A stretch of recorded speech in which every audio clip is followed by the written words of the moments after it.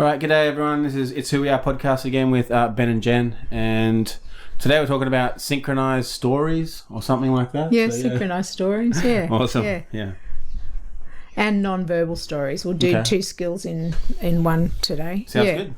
Yeah. So, being able to tell stories shows how our whole brain is working. So we're not just using like the left side or the right side. If we can tell a synchronized story in good order and in good fashion, it shows that our whole brain is working really well. Yeah. That's super interesting. I know when you said synchronized stories, I had a different idea of what it was. So yeah, keep going. Yeah. All right. Yeah. So the purpose of telling synchronized stories is just being able to see the workings of our internal world. A successful story shows that we have secure bonds, and it helps us to grow our relationships, and it helps us to share brain skills. So in telling these stories, we're also practicing and sharing skill 11, 12 and 13. So there's, it's good from that point of view too, being able to share these skills and practice these skills, because that's how they grow in our lives. Yeah. And if our family didn't share stories as we were growing up, this just doesn't come naturally to us. So it is something that we have to practice if it's something that doesn't come naturally to us. And stories are great. Storytelling is really, really powerful. It just helps bring people together, resolve conflicts, and share these skills that we're learning and that are part of these stories that we tell. I'm definitely not a good storyteller, because sometimes when I try and tell stories, it's just like bits and pieces from all over the place. Yeah, I'm the same really. I need more practice, but I think over the years I have been getting better at it. And if we have a lack of stories in our life, it's probably showing that we could have some unprocessed trauma, or just a lack of stories about us when we were kids, us as a family, us as a community. Also, there's so many distractions these days, and there's minimal face-to-face contact with the internet and all that sort of thing, and that takes away from being able to tell stories well as well. Yeah. And also, if we're unaware of our automatic bodily functions, like our breathing and things like that, we just usually do them. We don't take time to think about them. We don't even notice them. But telling these stories, we're always including what we're noticing is happening in our body, like how our breathing is, what's happening to our heart rate, whether we're smiling or laughing or crying or whatever's happening. And normally we don't notice what's happening in our bodies until something goes wrong. And that's when we realise, we have a body and it has these feelings and sensations. So it's a great way to become more aware of your actual body and how it's feeling and what's going on there. Yeah, it's interesting because I've, when you're within Luke 10, we have appreciation stories, and we, when you do that, you share about how you're feeling and how your body is physically feeling. And then that was totally different experience for me. Never had ever thought of that before. And, and it is. I can notice those differences now a little bit more, but I wouldn't say that I'm good at it at all. So, it's just getting better and getting better with practice. Yeah, but I can definitely notice them now. That's the difference. And I think most of us don't. Like they say, we don't even think about it. Yeah. But when we're sharing these stories, just a few tips is have eye contact with the people or the person that you're sharing it with. And when you're sharing, just share moderate amounts of emotion in your face and your voice, because you don't want to overwhelm people with really, intense, dramatic emotions.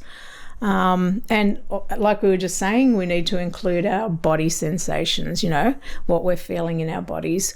And when you get really skilled and really good at it, you should be able to share these stories in 2 minutes or under.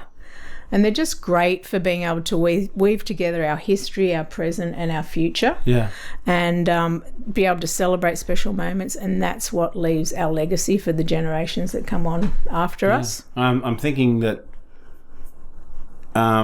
before us, definitely before people were making movies and stuff, it was just verbal stories that they would have passed down. And then written the story as well. But it is, I can notice when someone I love hearing other people's stories, and especially if they're really good at it, you can just sit there and listen to them. Some people ramble on, and they just tell like stories about things that are really annoying or boring. And I know a few people like that, but But now I guess that's a good reason to have a 2-minute story. Yeah, that's the benefit of being able to, keep it concise and keep it to that 2 minutes, but still get your message across. Yeah, definitely. And it's good for us to practice that too, so we can practice getting our message across, and then other people won't be bored of what we have to say. Yeah. As we are bored with what other people have to say sometimes. And then if there's a few people telling stories, everyone gets a chance, and there's not one person just taking over. And that's a big part of our groups, isn't it? Definitely. Being a part of these groups is everyone sharing and everyone learning from each other's sharing. So if there's more than one person or more than 2 people, then you need to be concise and so that everyone can share and we all can learn from each other. Yeah, and everyone gets a chance to be seen and heard. And which is really important, something that we need as human beings. Yeah, definitely. Yeah, so another skill around storytelling is being able to tell non-verbal stories. And these stories like strengthen relationships, and they can also bridge generations and cross cultures. So, like we know, having lived in a different culture, if you're talking to someone and they're not talking your language, you can often tell what's going on with them, in their face and in their body and things like that. So, it can cross a whole span of different things. Yeah. And also they help to enhance any other story. So, if you're using, your body language and your face and, expressions and your the space that you're in, it can enhance any other story that you're telling. They reckon that 93% of communication is actually non-verbal, which is really interesting. That's a pretty high percentage. Yeah. And also 90% of conflict is due to voice tone and not what the other person has said. Yeah. I don't know if you've noticed that before, but... 100%, because that's why there's less conflict in real life compared to online. Yeah, because you can't tell the tone. Yeah, and that's right. If you're speaking to somebody in real life, you know how they're feeling instantly. Yeah. Even just by looking at them, and especially when they start speaking. Yeah, that's right.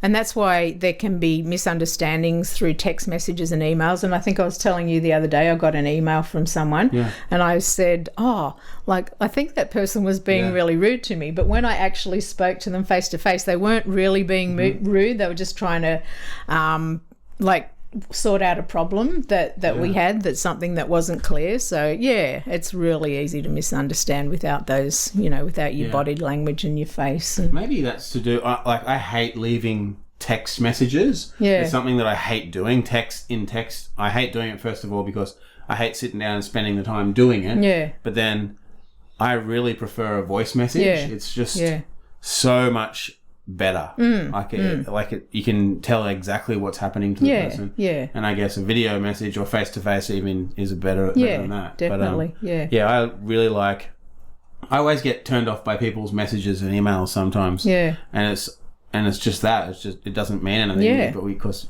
we can't tell how they're saying it, then you always feel bad about it sometimes. Definitely. Yep, that's 100%. I agree. Yeah, and just being able to tell non-verbal stories allows us to express our deepest thoughts and feelings and desires, and also our fears, but also our treasured memories, and being able to pass those on.